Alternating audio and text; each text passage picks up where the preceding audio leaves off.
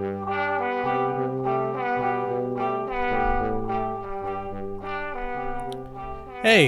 another in real life video, this time a lot more recent relative to the previous one, given that the previous one was kind of a unexpected one that we did.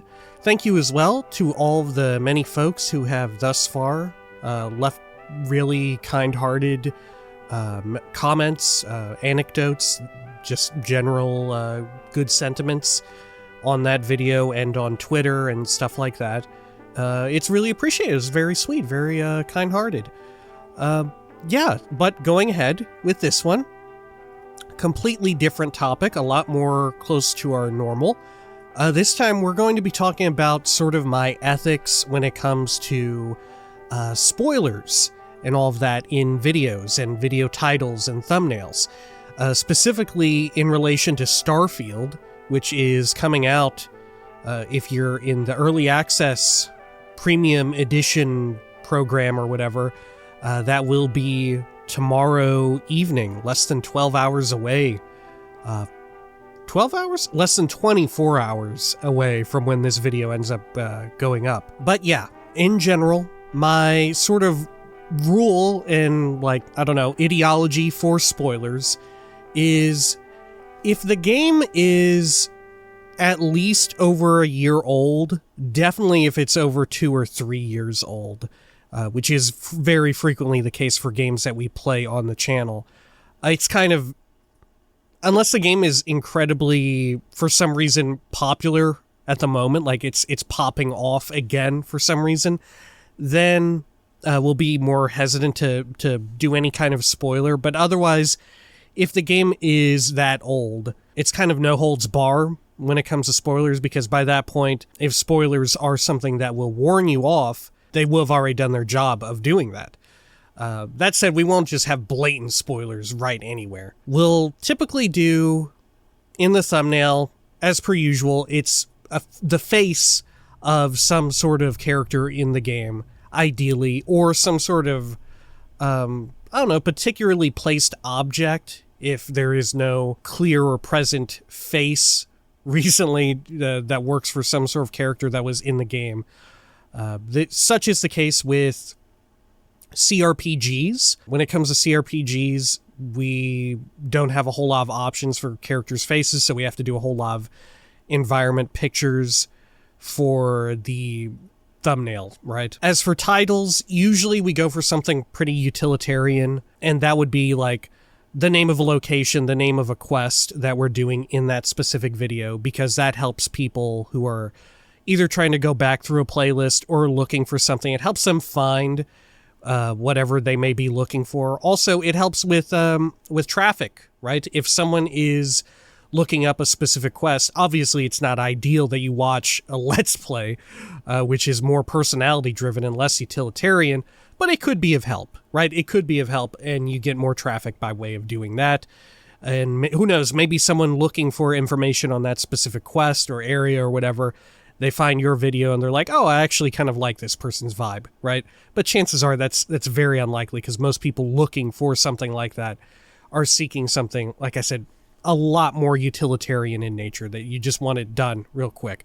But hey, it's there just in case as a sort of backup or contingency, whatever. Now, as for more recent games that are very new, like Elden Ring or Starfield, coming out here very, very soon, we will be doing something similar, right? But if there is, for example, here's a great case. So Starfield, it's a science fiction game. I don't really, obviously it hasn't come out yet. I don't have any insider information or whatever. If there is some sort of strange, wild plot revelation, right? Or like a character appears, or a type of character, right? Like an alien appears and talks to you or whatever, right? There you see an alien in Starfield talking to you. We already know ahead of time that is supposed to be fairly limited in scope, right? There hasn't been any sort of like speaking extraterrestrial in Starfield. It's probably a big plot point for the main story by the looks of it, right? We don't know for certain, but by the looks of it, that seems like that's 100% going to be a big plot point. But if there ever were an alien in that game talking to you, I would never put a thumbnail out that has that alien in it talking to you if we're still less than a year out from the game coming out. Obviously, that's a big plot point, right? That's something huge that that I want people in general to discover on their own time. That way, you come to enjoy the game and all that. Similar case with the titles, right? The titles can also be, if we continue this sort of utilitarian method of doing the titles, where it's the name of a quest. Sometimes a quest name in some way is a spoiler, right? Like, for example, if there's a quest early on in the game that involves the disappearance, the death, or the attack of a faction or person, right? There could be another quest where, something happens and somehow they're back in the picture later on in the game, right? And if the quest is titled in such a way like The Revengeance of the Serpent or whatever, right? The Serpent, it's one of the religious factions in the game, the Great Serpent. It's in the pre-release material. Come on. I've looked over it a whole lot. I know a lot of stuff that's been in the pre-release material. But if that comes up again in some way revealing this sort of plot turn, I don't want to have the quest title and the video title include that, right? So we'll just go with something more vague for the time being. Maybe I'll slip down into the lower level of the description an alternate title. This is actually something I did with Elden Ring. Whenever we would do a boss in Elden Ring, I would have at the bottom of the description in those boss videos, special appearance by, or something along those lines. I think it was special appearance by. And then the name of whatever boss with a health bar showed up in that video. And then eventually, about a year out from release, I went back and I ran through those videos that did have a boss fight and the text at the bottom, and then I renamed the video. That way it's easier to find, right? If you would watch the Elden Ring playthrough from the beginning, you'll know that I didn't have the qualifier of strength build, no summons, which all of those Elden Ring videos do have right now. That's because I went back and I renamed them to more accurately represent what kind of a playthrough we specifically did with the game. So something very similar will be going on with Starfield. Like if there's a boss, I don't even know if Starfield will be the type of game to have bosses. I doubt it, but maybe, I don't know. But if that is the case, we'll be very careful to avoid spoiling all of that. I really don't like it when YouTube videos and stuff kind of end up going out of their way to sort of spoil important locations or concepts or quests and stuff, especially when it's so close to launch, when it's less than a year away from launch, especially when it comes to a really huge game. So I really try to avoid that. And I'm almost positive there will be other folks who do go that route, because it is good for SEO or whatever, right? It is good for driving traffic to your video.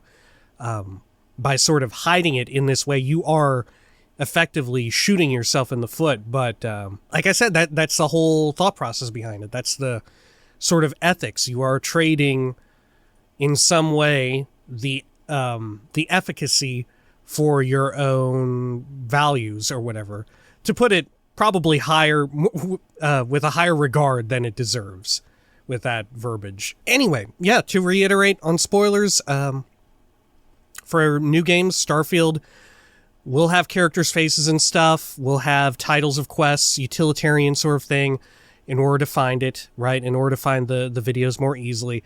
Similar to what we do with pretty much every other playthrough, unless it's Elder Scrolls, right?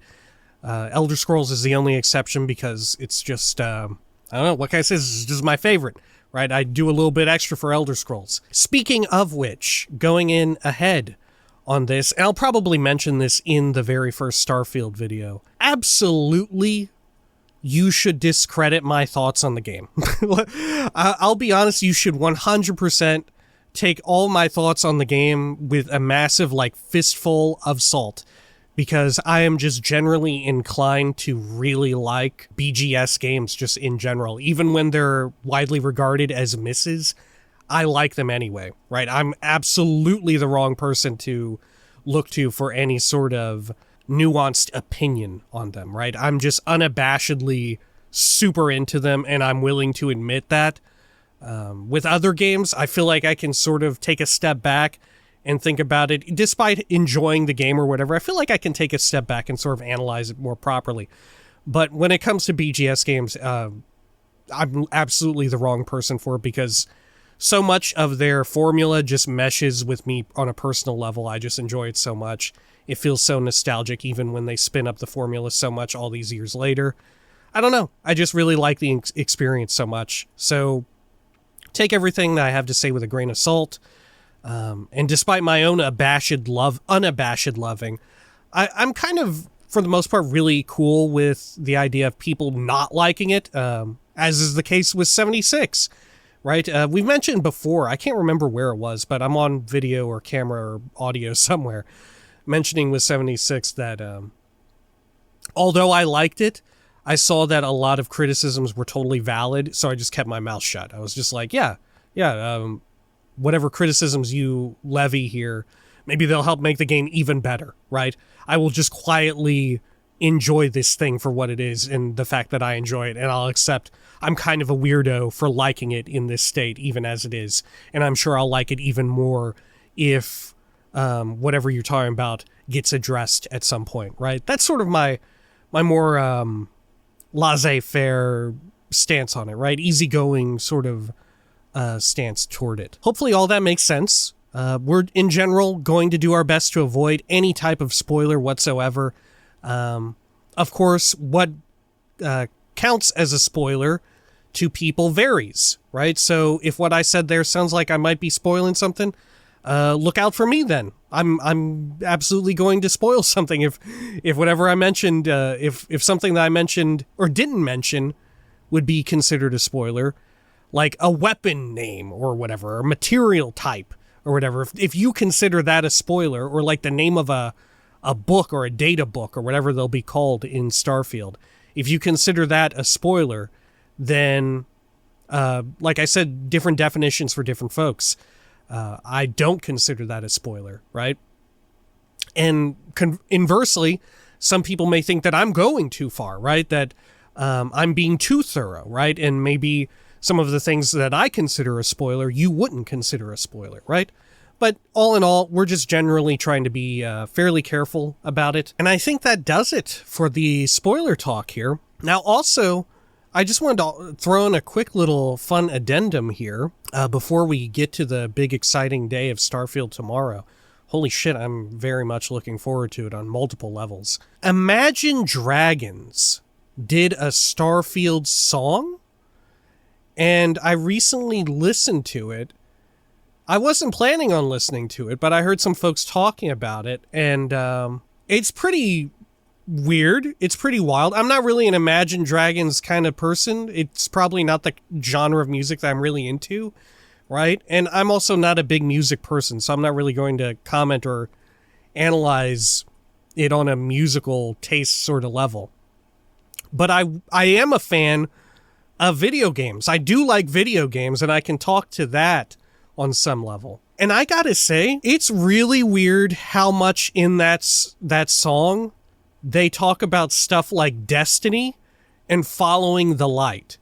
For a song about a game called Starfield, it's real weird how much they say that in that song. It's bizarre, right? It seems like they didn't screen it ahead of time and they just kind of let them run with it. They took the bag and let Imagine Dragons run with that Microsoft money. And also, going even deeper, I like Elder Scrolls games, right? We just mentioned here, I'm unabashedly really into them.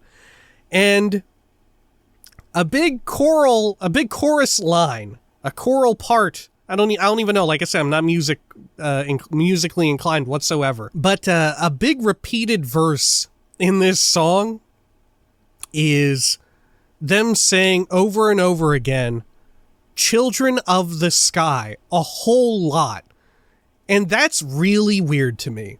As someone who has played Morrowind, Oblivion, and Skyrim, that's really weird to see Children of the Sky in that song. I feel like if it were me and I knew all of these things that I knew, and I happened to be some sort of incredible musician, which I'm sure Imagine Dragons is, right? They're certainly a lot better than me, I would guess.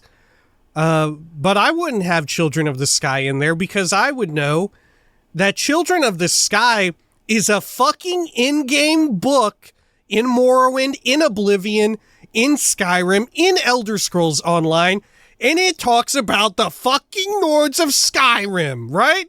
We know what that shit is about, and it's weird hearing that brought up so fucking much in that song, and all I can think of, this is a Skyrim song, baby.